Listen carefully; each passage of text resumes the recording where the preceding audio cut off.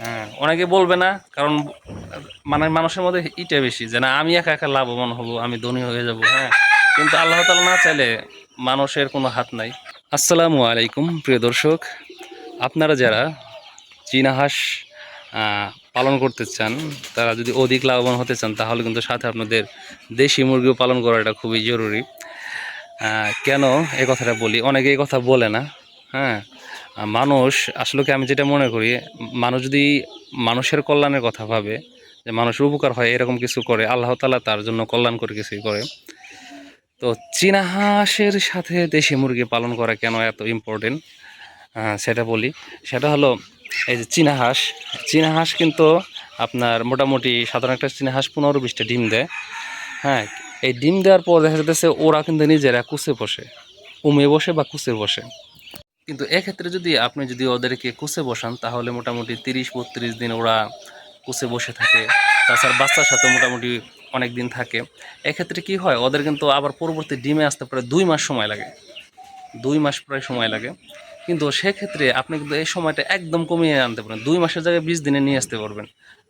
সেটা হলো আমি যে পদ্ধতির কথা বলি।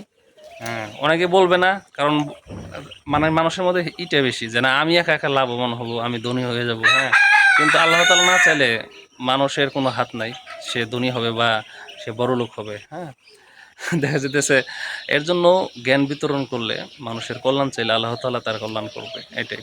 সেটা হলো, আমি যতখানি জানি আপনার জানাইতেছি। ওদেরকে যে ওদের ওদের ডিমগুলোকে যেটা করবেন সেটা হলো দেশি মুরগি যে আছে, তো দেশি মুরগির সাথে কাছে আপনারা বসিয়ে দিবেন। মুরগির সাইজ অনুযায়ী 10-12টা করে ডিম দিয়ে দিবেন। ওদের ডিম যখন মানে আপনি ছাড়িয়ে ফেলবেন, তখন যেটা হবে সেটা হলো, ওরা আবার 15-20 দিন পর আবার ডিম দিবে। দেখেন, 20 দিনের মধ্যে আর কি ডিম ইনশাল্লাহ দিয়ে দিবে যদি ঠিক মতো খাবার দেন। তো মোটামুটি 2 মাসের জায়গায় 20 দিন নিয়ে আসতেছেন। হ্যাঁ, আর একটা চীনা হাঁসের বাচ্চার দাম কিন্তু অনেক। হ্যাঁ, আর আপনি তাহলে এদের ডিম হলো কি করলেন, আপনি হলো মুরগিকে দিয়ে দিলেন, তাই না? মুরগিকে আপনি চীনা হাঁসের ডিমগুলো দিয়ে ফেললেন।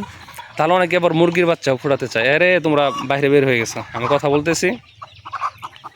অনেকে আবার দেখা যেতেছে তারা চায় যে না, মুরগির ডিম তাহলে কি করুম। এগুলো আমি যেটা করি, আমি ওদের ডিমগুলো হলো আমি ইনকিউবেটরে দিয়ে দিই।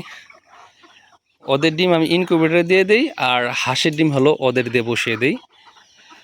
আপনারা অনেকে হ্যাঁ, মানে বলতে পারেন যে ভাই আপনি ইনকিউবেটরে হাঁসের ডিম দিলেই তো হয় না, ইনকিউবেটরে হাঁসের ডিম ভালো ফোটে না, খুবই খারাপ হ্যাসিং রেট।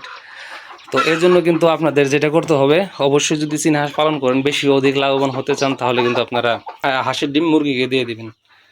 এই যে দেখেন, আমি কিন্তু এখানে কিন্তু হাঁসের ডিম দিছি মুরগিকে। সাইজ অনুযায়ী 10-12টা করে দিবেন। এই যে ওকেও দিছি, এখানেও আছে। তো এটা হলো প্ল্যানিং। হ্যাঁ, আর আপনি যদি একজন খামারি হতে চান সফল, তাহলে কিন্তু আপনার অনেক দিকে লক্ষ্য রাখতে হবে। শুধু খামার করলেই হলো না, কোন দিকে আপনি লাভবান হতে পারেন, আপনি সব বিষয়ের কিন্তু একটা হিসাব রাখতে হবে। হ্যাঁ, এর জন্যটাই এটাই বিষয়, যে কী কারণে আপনার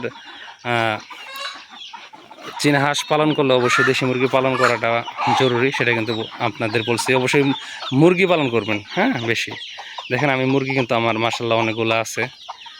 ওরা বের হয়ে গেছে, বুঝছেন, এই যে ঝামেলা হয়েছে। যাও যাও যাও যাও যাও, ওদেরকে ঢুকাবো আমি, সমস্যা নেই। আর ওদেরকে যে পর্যন্ত খেতে না দেবো সে পর্যন্ত ঝামেলা। কথা কথা বলতেও ঝামেলা, সব কিছুতে ঝামেলা করবে ওরা। তো আমি যে বিষয়টা আপনাদের বলতে চাইছি, আশা করি আপনারা এটা বুঝতে পারছেন। যাই হোক, অবশ্যই আপনি আবার যদি ডিম পেতে চান ওদের কাছ থেকে, ভালো ভালো মানের কিন্তু খাবারও ওদেরকে দিতে হবে। অনেকে আবার বলতে পারেন যে ওদের কী খাবার দেবো, তাহলে এ নিয়ে আর কি বিস্তারিত আবার ভিডিও বানাতে হবে, বুঝছেন। কারণ এক ভিডিওতে তো এত কিছু বললে আপনারা মাথায় নিতে পারবেন না, বা ভিডিওটা অনেক বড় হয়ে যাবে। যাই হোক, ওদেরকে খাবার দিতে হবে। দেখেন কী অবস্থা শুরু করছে। ভিডিওটি আজকে এ পর্যন্তই। আমার জন্য দোয়া করবেন, আমি আপনাদের জন্য মঙ্গল কামনা করি। ধন্যবাদ জানাই সবাইকে ভিডিওটি দেখার জন্য।